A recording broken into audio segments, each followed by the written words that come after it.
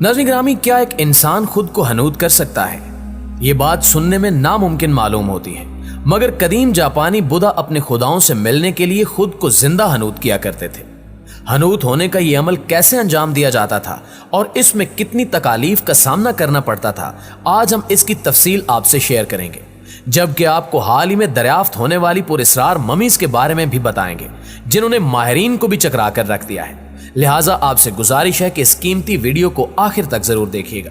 तो आइए चलकर मौजू का बाकायदा आगाज करते हैं। प्यारे साथियों, हनूदकारी का फन हजारों साल पुराना है। इसकी इब्तिदा मिस्र से हुई, हालांकि उस वक्त मौजूदा दौर के मुकाबले में इतनी साइंसी तरक्की नहीं हुई थी, मगर फिर भी उस वक्त की दुनिया ने मुख्तलिफ फनून में इतनी तरक्की की थी कि आज की साइंसी दुनिया भी इस पर हैरान है, जिसकी बेहतरीन मिसाल मिस्र के कदीम अहराम मिस्र है। हजारों टन भारी पत्थर सैकड़ों किलोमीटर दूर से लाना आज भारी और जदीद मशीनरी के बावजूद मुश्किल तरीन कामों में से है। फिरौनी दौर की टेक्नोलॉजी और साइंसी तरक्की का अंदाजा इस बात से भी लगाया जा सकता है कि 7000 साल कबल 700 किलोमीटर दूर लश्कर नामी शहर से हजारों पत्थर यहां लाए गए थे। हर पत्थर 25 से 250 मन वजनी होता था। हर पत्थर एक टुकड़े का होता था। उसे पहले चौड़ाई में काटा जाता और फिर 700 किलोमीटर दूर ले जाया जाता था। बाद में ये पत्थर 170 मीटर की बुलंदी पर लगाए जाते थे। ये पत्थर इस खूबसूरती और नजाकत के साथ लगाए गए हैं कि इन्हें देखकर आज का जदीद तरीन मोमार भी दंग रह जाता है। कदीम तरीन मिस्री मोमारों ने 7000 साल कबल मकबरों का ऐसा डिजाइन तामीर किया कि हर तरफ से बंद होने के बावजूद अंदर तक सूरज की रोशनी और हवा की रसाई मुमकिन है। मिस्री में लाशों को हनूद करने के तरीके भी इजाद किए गए और वो खुराक को हजारों साल तक महफूज करने का तरीका भी जान गए थे। अगरचे हनूदकारी का फन कदीम मिस्र के जमाने का है, मगर अब साइंसी तरक्की के इस दौर में भी बाज तरक्की याफ्ता ममालिक में इस फन पर तबाह आजमाई हो रही है। हर गुजरते दिन के साथ एक नई दरियाफ्त साइंस के सामने आ खड़ी होती है, जिसकी गुत्थियां सुलझाते सुलझाते कई साल सर्फ हो जाते हैं। एक ऐसी हैरत अंगेज दरियाफ्त ने साइंस की दुनिया में तहलका मचा रखा है। नाज़रीन ग्रामी, कुछ अरसा कबल साइंसदानों को यह मालूम हुआ कि जमाने कदीम में जापानी राहब खुद को जिंदा हनूद कर दिया करते थे। किसी लाश को महफूज रखने के लिए हनूद करना कदीम जमाने के लोगों का फन समझा जाता था, मगर एक जिंदा इंसान खुद को भला कैसे हनूद कर सकता है?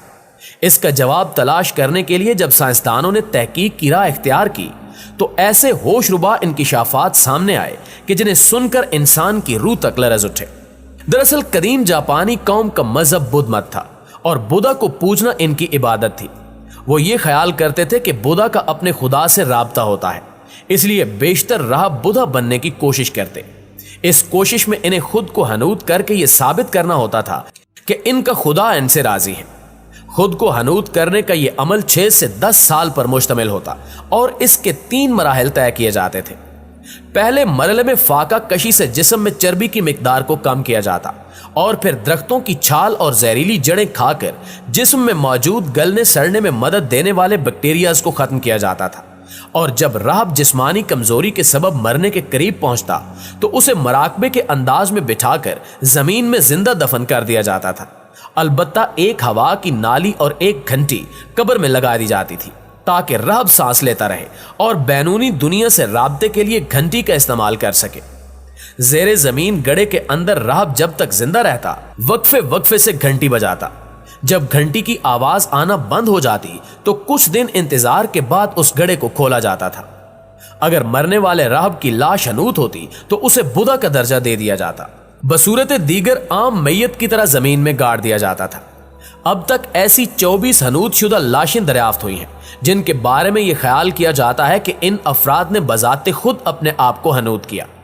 इन 24 हनूद शुदा लाशों में से 20 लाशें मौजूदा जापान और इर्द गिर्द पाए जाने वाले उन इलाकों से दरियाफ्त हुई हैं जो जमाने कदीम में जापान का हिस्सा हुआ करते थे। दोस्तों, साल 1891 से पहले दुनिया में किसी को मालूम नहीं था कि खुदाई का दावा करने वाले फिरौन की लाश का क्या बना था और इसकी बाक़ियात मौजूद भी हैं या नहीं। इल्हामी किताबों तौरात, ज़बूर, इंजील और कुरान मजीद में फिरौन के दरियाए नील के पानी में डूबने के वाक़े का जिक्र मौजूद है।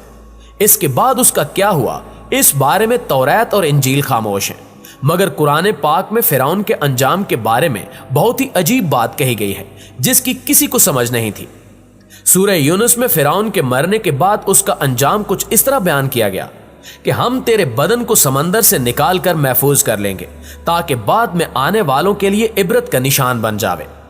यह वाकया आज से 3500 साल कबल रूनुमा हुआ था। दरियाए नील ने फिरौन की लाश अल्लाह के हुक्म से बाहर फेंक दी, जबकि बाकी फौज का नामो निशान तक नहीं मिला। मिस्रियों में से कोई फिरौन की लाश पहचान कर महल ले आया। दरबारियों ने मिसालें लगाकर एहतराम से ताबूत में महफूज कर लिया। हनूत करने के अमल के दौरान यह गलती की गई थी कि इसको जिस्म पर नमकियात समेत हनूत किया गया। वक्त गुजरा और इनकलाबात रूनुमा हुए और सारी हनूत शुदा लाशें जमीन के अंदर दब गईं। 1871 में मिस्र के शहर अलगोरीना से ताल्लुक रखने वाले नवादरात के चोर अहमद अब्दुल रसूल को दरिया नील के किनारे एक खुफिया रास्ते का पता चला तो वहां खुदाई शुरू की गई, मगर पुलिस ने उसे पकड़कर जेल में डाल दिया। आखिरकार जब 1891 में उस वक्त की हुकूमत की मंसूबा बंदी के तहत उसी रास्ते को मजीद खोदा गया तो वहां दूसरी ममियों के साथ फिरौन की लाश भी मिल गई। उसके सीने पर उसका नाम लिखा हुआ था। दुनिया के दूसरे ममालिक के हनूत कारी के माहिरीन को बुलाया गया तो उन्होंने हजरत मूसा अलैहिस्सलाम के दुश्मन फिरौन के लाश की तस्दीक कर दी। नाज़रीन ग्रामी, 1992 में फिरौन की ममी खराब होने पर मिस्र की हुकूमत ने इसे फ्रांस इस मकसद के लिए भेजा कि इसकी मौत की वजह मालूम की जा सके। माहिरीन ने मालूम किया कि फिरौन की मौत पानी में डूबने की वजह से वाक़ हुई है। लाश को दोबारा हनूत किया गया और इस तरह मजीद खराब होने से बचा लिया गया। फ्रांस के मशहूर हनूतकार डॉक्टर मोरिस बुकाय ने बारीक बीनी से फिरौन की लाश का मुआयना किया और कुरान पाक में इसके जिक्र के बारे में मालूम हुआ तो वो बेहद हैरान हुआ और इस वाक़े से मुतासिर होकर डॉक्टर मोरिस ने इस्लाम कबूल कर लिया। दुनिया में मिस्र वाहिद मुल्क है जहां हनूतकारी का फन आज से हजारों साल कबल भी अरूज पर था। अलबत्ता पाकिस्तान में इस फन में महारत जिला सवाबी के इलाके गदून से ताल्लुक रखने वाले अब्दुल रहमान को हासिल है। इसने गुज़श्ता 36 बरसों में हजारों जानवरों और परिंदों को इस तरह से हनूत किया हुआ है कि इन पर जिंदा होने का गुमान होता है। वो इन जानवरों को जंगलों से जमा करता रहता है।